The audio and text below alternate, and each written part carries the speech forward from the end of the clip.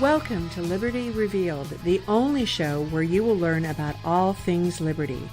Your host for the show is a registered libertarian who's been involved in politics for more than 25 years. He has a passion for teaching others about the concept of personal liberty. Please welcome your host, Mike Mahoney. I am a big believer in personal liberty.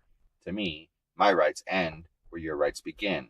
What this means is laws should ensure that your freedom to live your life as you choose does not impact everyone else's freedom to live their lives as they choose. This is personal liberty.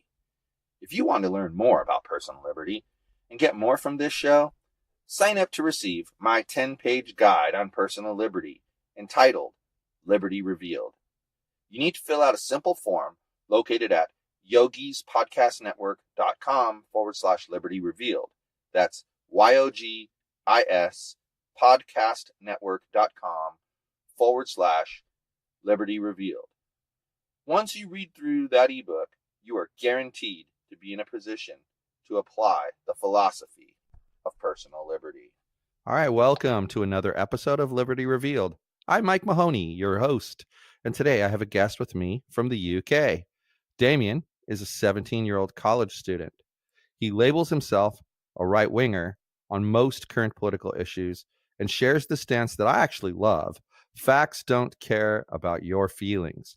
He's currently working hard to become a U.S. citizen by the age of 26, live the American dream, and live peacefully protected by the Bill of Rights. Welcome to the show, Damian. Hello, how you doing? I'm really good, thanks. I'm really good. So, real pleasure to have you on. And, you and I chatted a little bit beforehand, and we decided that today we're going to talk about border security and immigration. So take it away. Yeah, so my essential stance on this issue is that for any country or nation to be secure and stable, I think strict borders have to be in place, and the government essentially has to control who comes in, who comes out, and know where each person is at any given time regarding border issues. So, for example, I don't think the government should be tracking anyone within the country, but I think they should know more or less how many people are in the country and out of the country at each given time. Okay, so how do you see that potentially affecting the movement of commerce? As in tourists, for example, or just people in general? Well, just the movement of like products and back and forth between countries. Oh, as in trade deals, like tariffs, that kind of stuff. Right. I think that will be up to the people to decide, and not people essentially, but just for example, the people elected. I think they should have to choose and impose certain tariffs and restrictions that the people would essentially agree with, because as that's the way people choose their leaders and everything. They want them to put certain measures in place. I don't usually look at the product side of it. I look at the people side of it, so immigration, that kind of stuff. But essentially, all I know, I don't know too much about tariffs, that kind of stuff, but I know that essentially it's a tax that the government imposes on products coming in and out of a certain country. So as far as because essentially what you're advocating for is closed borders, having a situation where the government approves every single individual who enters the country. How does that affect, in your mind, how does that affect tourism? To be fair, I don't think it'll affect tourism too much unless the individuals, like for example, where recently Trump advocated for or conducted the travel ban from certain countries. I think that tourism as a whole wouldn't be affected too much, but it will also depend on current political factors such as the terrorist attacks that happened and that sort of stuff. But as a whole, I think if there's nothing going on in the country that's necessary to ban travel from certain areas, then I think tourism shouldn't be affected too much. What's your opinion of that attempted travel ban? To be fair, I haven't read up on it in a while, and I don't remember too much about it. But I think that regarding the political climate at the time, where people were afraid of obviously certain terrorist attacks from certain countries, which were more common than others, I'm actually not too sure. I think there's two sides of this that I kind of agree and disagree on. Is that one is kind of understandable because obviously there was a huge moral panic at the time from those certain countries, and they were more likely to be involved in said terrorist attacks. But the other side of it is that it might have been a bit too rash at the time. I'm really not too sure because I haven't thought about this much, but I'm a bit divided on this issue. But I do think that there was a good reason for it. Sure. So then also you brought up President Trump. What's your opinion of President Trump? I think at the beginning he was I found him a bit immature because he spends too much time on Twitter and that kind of stuff. But I think as time goes on, he matures a bit. And realistically, I think at the beginning, his main shtick was that he was the kind of relatable, outrageous guy that everyone kind of loved, as opposed to people like Obama, Hillary, where people just thought they were too uptight, pretty much. So I think that's kind of why he rose to fame so quickly, because he was different from all the other competitors, and I think that's why he might even be elected in 2020. Yeah, it's my personal opinion that he will be reelected, but mainly because you know how like if do you play sports? Oh yeah. So you know how when you're playing competitive sports and you're preparing to play another team, if that other team doesn't ever practice, they're not putting their best effort out there. So when you get out there and play them, you've been preparing. So chances are, if all things considered equal, you probably win that contest. But in this case, and you get the Democratic Party, who they seem to feel like they are entitled to the office of the presidency, and like in the last election, Hillary Clinton did not really work that hard to get elected. She just thought that she was, ordained to be the president. And I think the same thing's going to happen. If you look at the current crop of people that are popping up on the Democrat side, there's nobody who's a credible threat to President Trump. He probably will be reelected. But back to, immigration. So we in the United States, we've always had an interesting dichotomy where we have certain countries that we don't require any visa. We just require that you have a passport when you come. You show that passport, answer some questions, and we stamp your passport. That gives you 6 months entry into the country as a visitor. Then there's other countries, for whatever reason, that we do require a visa to enter the country, which means it makes it more difficult because there's advanced planning involved. And like a lot of people say that requiring a visa is, what's the word I'm thinking of? Inhumane, because, if you had a relative here in the country and let's say they passed away and you need to come for a funeral, there's no way you're getting a few months notice of that. So you wouldn't be able to come if you came from a country where there needs to be a visa. So what do you think about that kind of process? I actually do have a visa for the US because I went for a holiday in the recent year.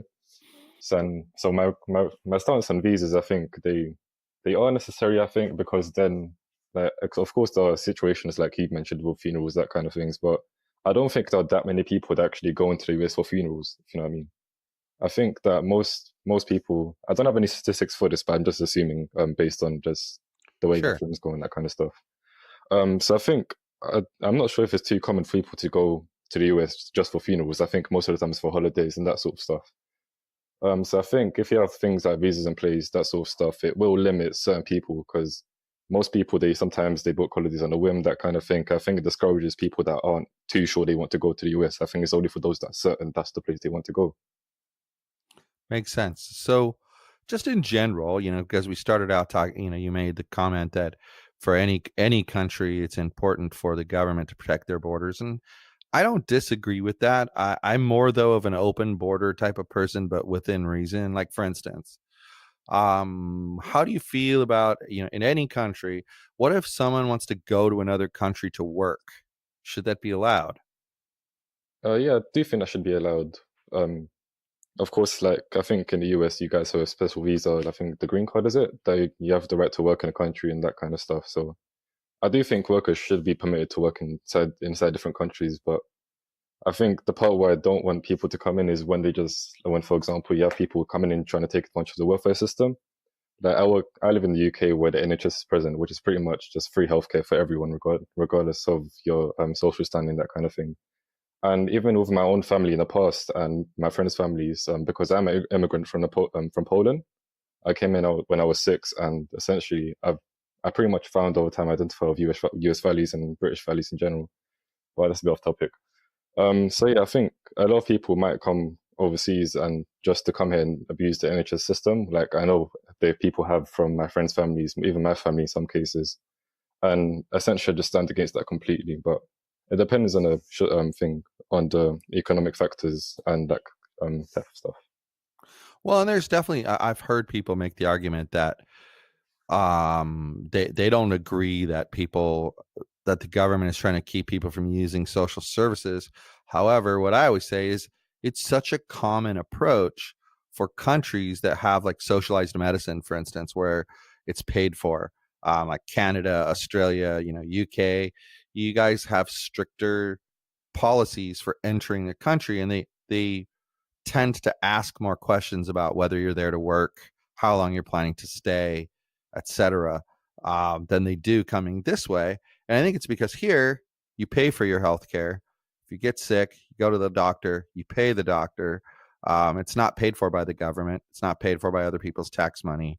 And so I think it's actually a very common thing. And I think that's why it's done, is to keep people out who are planning. They maybe they have a big operation that they know they need to have, and so they take a trip somewhere without letting anyone know in order to get that taken care of there under the guise of, like, I'm on a vacation. Oh, I got sick.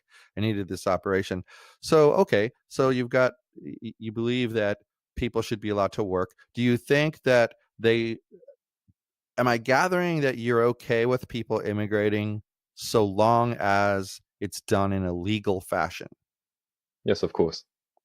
Okay, so all right, we could agree with that. I don't agree with people coming, like, overstaying their visas or walking across the border when they shouldn't. So I think we're in agreement on that. But how should a country go about making sure that people don't overstay their visas and they don't just cross the border illegally? What should any given country do? Regarding the visa issue, I think I'll touch upon it next because I'm not too sure about it. I don't want to waste time, first of all. Sure. Regarding the way the country would stop people from coming in illegally without being checked or anything, I think the UK is completely different from the US because the UK obviously has a sea around it. So I think it'll make it a bit harder for people to walk across the border. But regarding the US in this case, I think, like, for example, the proposed border wall that Trump wants to put in place, I think that would be a good start because I think there's 60% of all illegal immigrants come from the southern border or something like that. I'm not too sure about Yes, the statistics, but that's correct.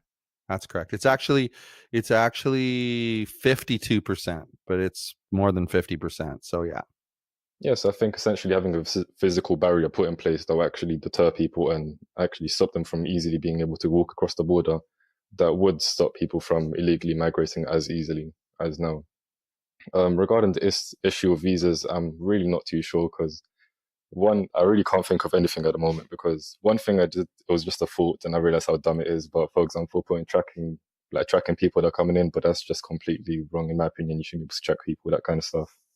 So regarding the issue of visas, I really can't say anything at the moment because I've recently been thinking about it, just haven't come to anything right just now. Sure. So, like, it's my opinion that if someone wants to come to the United States, say, for example, and I think this should apply to any country, if they want to come to the United States and they want to work and they've secured a job here, I think that they should be given a special visa that enables them to come into the country and work.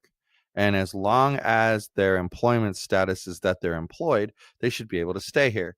So in the end, as long as they're paying their taxes and they're employed, they should be able to stay here as long as they want. What do you think about that? Yeah, I agree with that. Okay, good. Yeah, I think, but one thing I think that I want to ask you a question, if that's okay. Sure. Because I think I might want to learn from this as well a bit.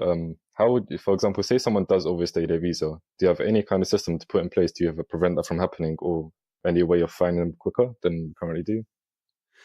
Well, that is the one area I think our immigration system really, it fails because the truth is, unless somebody files an immigration document where they give an address or, a current address, or they get involved with the police, like get arrested, there's really no way that they don't go hunting you down.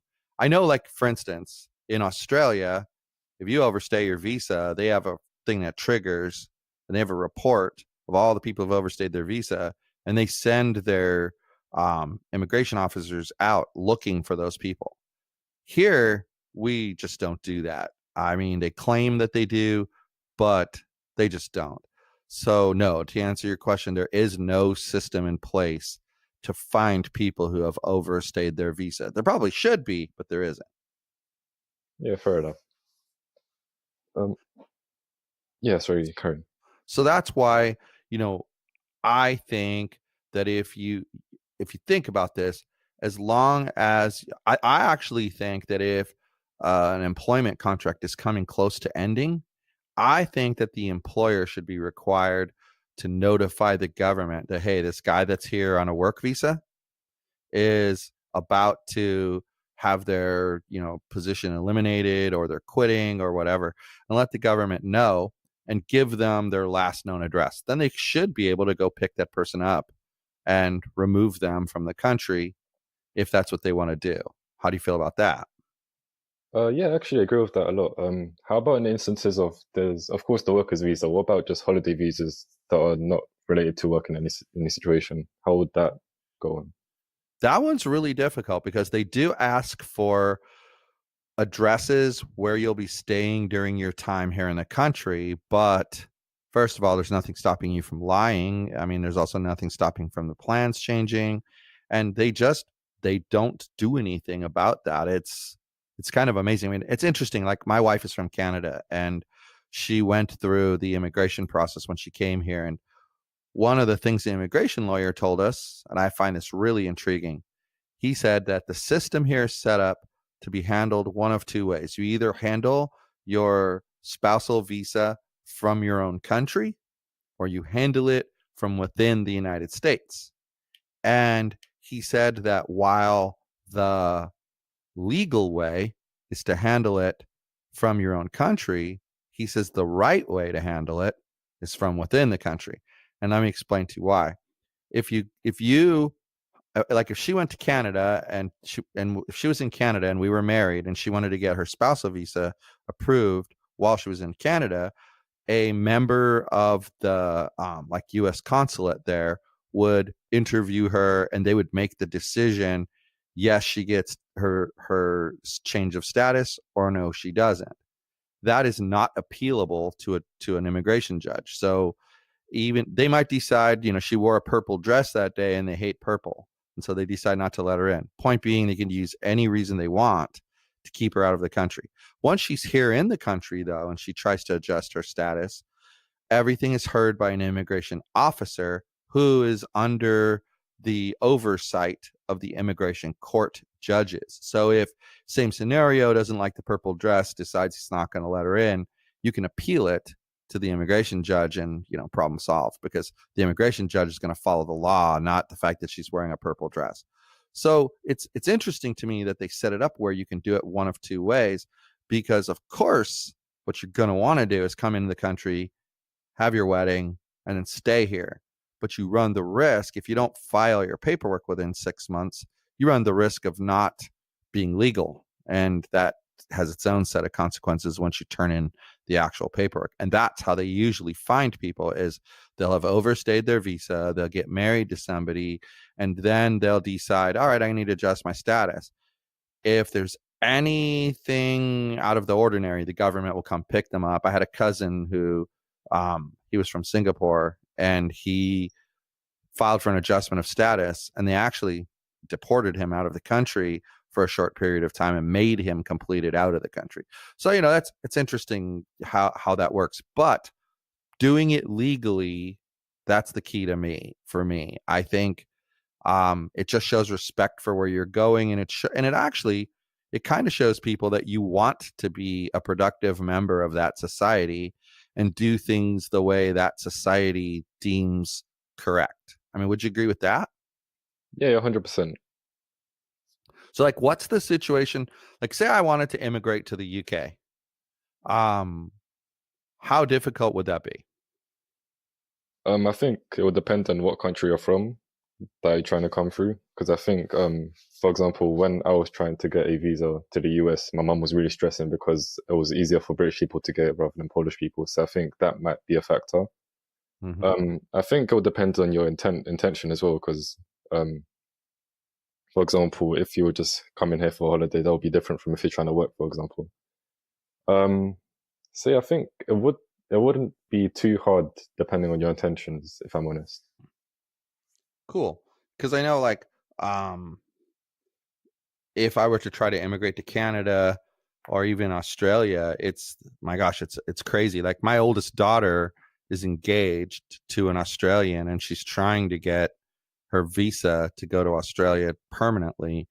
And the amount of paperwork is, I thought what we had to fill out here was a lot. The amount of paperwork is crazy, and the kind of weird, like, literally every single person she's come in contact with there more than once, so basically friends of her fiance, she needs their personal information.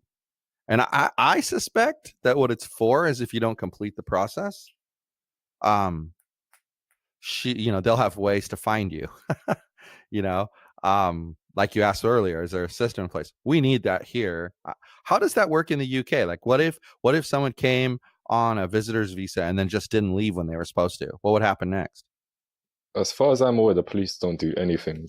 The whole police system and politics in this country as a whole, in my opinion, are completely trash at the moment. Like, for example, right now with Brexit, no one knows what's happening. Everyone's just against each other, even if they're on the same side. So this country just as a whole is going to calm down soon, and someone needs to rise up and fix it. As far as I'm aware, though, I don't think anything happens to you. I don't think we have a special task force like the Australians do. I think it just left alone until either you get in trouble with the police or someone reports you. That's probably more common than we think. You mentioned Brexit, and I just read something that right now, it's costing the UK about $1 billion a month because of this giant mess. What's the cause? What happened? Essentially, all started with David Cameron, to be honest. I can't remember the exact reason for it, but because it happened a long time ago, before I was even interested in politics, so I don't know too much about it, but I could tell you about what's going on currently and like how it unfolded and how it became the way it is now. But the actual reason for it, I can't really remember at all, to be honest. I just remember that it was David Cameron that started it. Then he said that if we vote to leave, he'll actually just resign from office, and that's how he basically resigned. Essentially, the way it's happening now, for example, is there's this huge conspiracy theory where it's just the EU, for example, where they have, for example, Macron that came to power in France. His approval rating at one point, I think, depending on the sources you check, was 18% to 26%. I'm not really too sure which sources you follow, but the ones I checked were from that. So I think as a whole, a bunch of the politicians that wanted to leave were just against the whole globalist idea that they thought the EU was pushing. And I think another factor would be the refugee crisis that we went through.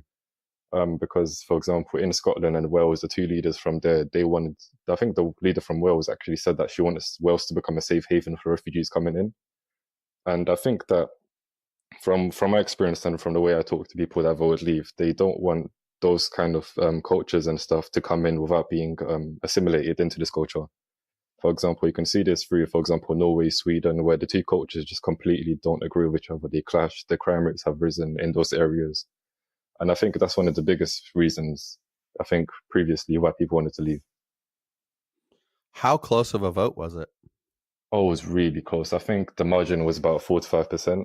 It was really close because, and on both sides, I think there was a lot of lies told. Like, for example, Nigel Farage, he was pretty much in charge of the whole Leave campaign. On his bus, his tour bus that he drove around the UK, advocating for the UK leaving Europe, the EU, sorry.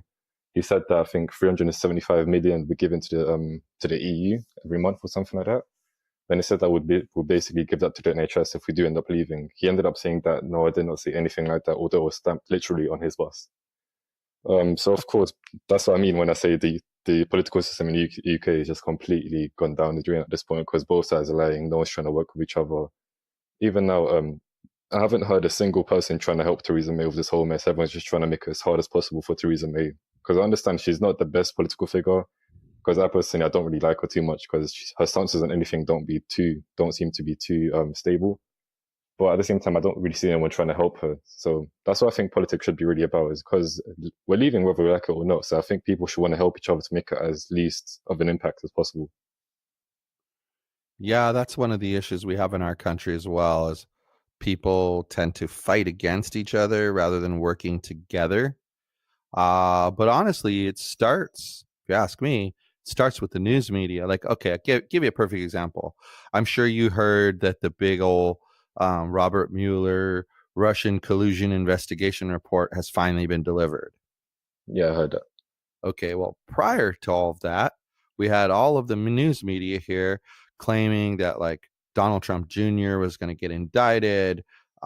His son-in-law Jared Kushner was going to get indicted.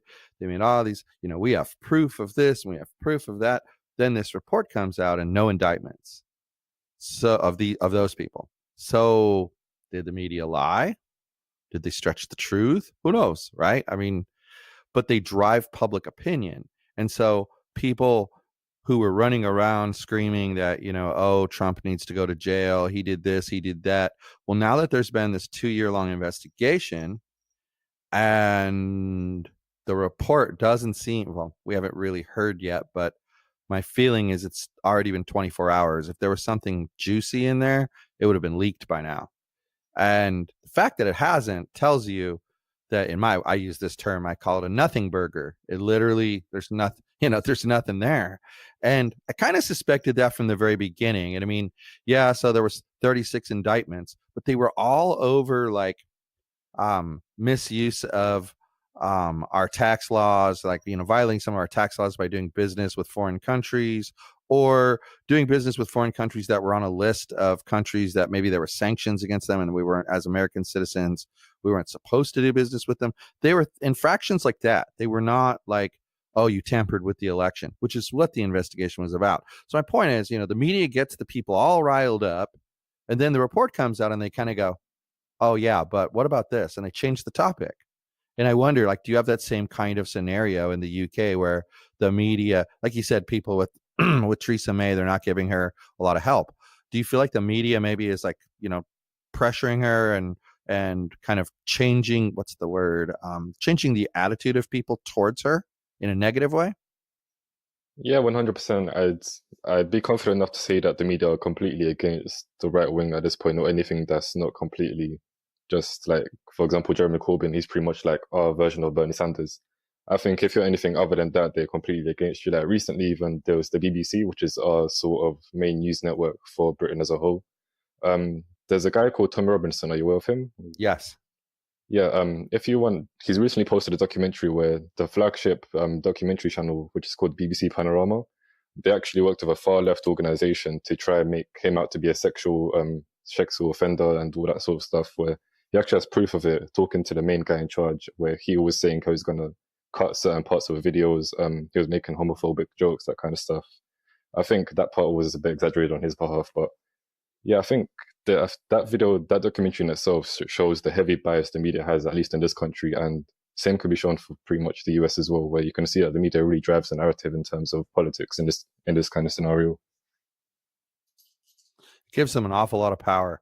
So we're getting close to wrap up time. So I wanted to ask something because you brought something up and it popped a question in my mind. I want your opinion on this. Okay, so like you have your guy who's like our Bernie Sanders. We have Bernie Sanders. What do you attribute in your mind? I mean, especially since you're younger, this is going to be I think this is going to be an interesting answer. What do you attribute the rise of people who have more socialist ideas? Like, why is that happening? Why are people embracing that?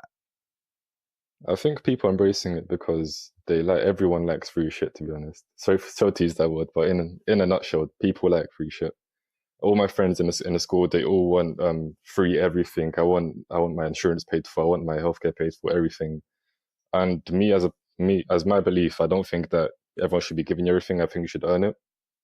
So I think that's mainly because if you see the support base, for example, for Bernie Sanders, for Jeremy Corbyn in this case, there are a lot of young people. Not because you see the stereotype where conservatives tend to be old men that just like they don't care about anything else other than politics, that kind of stuff. Then people, for example, like Jeremy Corbyn or Bernie Sanders, they all have the young, hip kind of mob following them. So I think as a general rule, they people just want free stuff, and anyone loves the thought of free stuff. I know I do. For example, if someone came up to me, do want a free burger, I'd take it, no questions asked. I wouldn't really think behind the motives. And that's what I think happens in most situations where people see socialism just as a face where you get free stuff, we have to use pull your resources, that kind of stuff. But no one really takes the time to look into it deeper as just the general population. So you're saying that they're looking at the surface level where they're getting free benefits for things, and they're not really looking at the deeper dive of what really happens to countries when they follow like socialistic ideals. Yeah, absolutely. I know that from my experience, at least, that's what this situation was. I know people in my college a lot because I'm the only one in my college that's interested in politics on this level. Everyone else, they know about politics, but not too much. That's why I started my Instagram page, for example, is more to reach out to the younger generation and to get them involved into politics. Because I think most people, they don't really read past the headlines. Like, for example, if there was a article to come out from the BBC saying that, oh, this person is a racist and this is why, they wouldn't actually bother trying to, for example, say there was a video of the event. Most people wouldn't want to look at the video itself. They'll just listen to the media and just take it for granted and just believe 100% of what they say. But what I'm trying to get to do is for people to actually read behind the headlines, look at the sources that people provide, and try to find the actual truth within what was said. You know, it's interesting you say that. It's so true. I have a friend that works for a media organization, and they're kind of in the middle, and so they're trying to bring back responsible journalism. And they did a test, and they put up an article where let's just say, the title was Donald Trump about to be indicted by a grand jury. And then when you click through, the article says, Donald Trump's not about to be indicted by a grand jury. We want to see if you're actually reading the article. And our researchers found that X% of people don't read the articles. They just read the title. And so we're trying to show you how important it is for you to click through and actually read the article and not just the title. Well, they posted that article on Facebook, and that article got shared something like, 2 million times. And most people didn't read the article. They truly thought that what the headline said was what was happening. And it's kind of funny because the article literally says, hey, I'm nothing about what the title says. I'm something totally different, but you're going to share this as though what the title says is true. And I think you're absolutely right. People are really into headlines and not into the details behind the headlines. Yeah, I think especially what your friend's company did is actually amazing. I've never heard of anything like that before, and I think I'm the biggest fan at the moment. Yeah, it was amazing. I mean, I'll have to try to find it. I'll email you the link so you can look at it, because it was pretty funny. But why don't you tell people, because we're going to wrap up here, but why don't you tell people where they can give your Instagram handle out, and if you've got a website or if you're on Twitter, give that stuff out, and then those things will get put into the show notes as well, so it'll be easy for people to find. But go ahead and let people know where they can find you. Yeah, I'm only on Instagram at the moment. If I get any other places, I will be sure to mention on my Instagram. But my Instagram is at @the_political_pirate.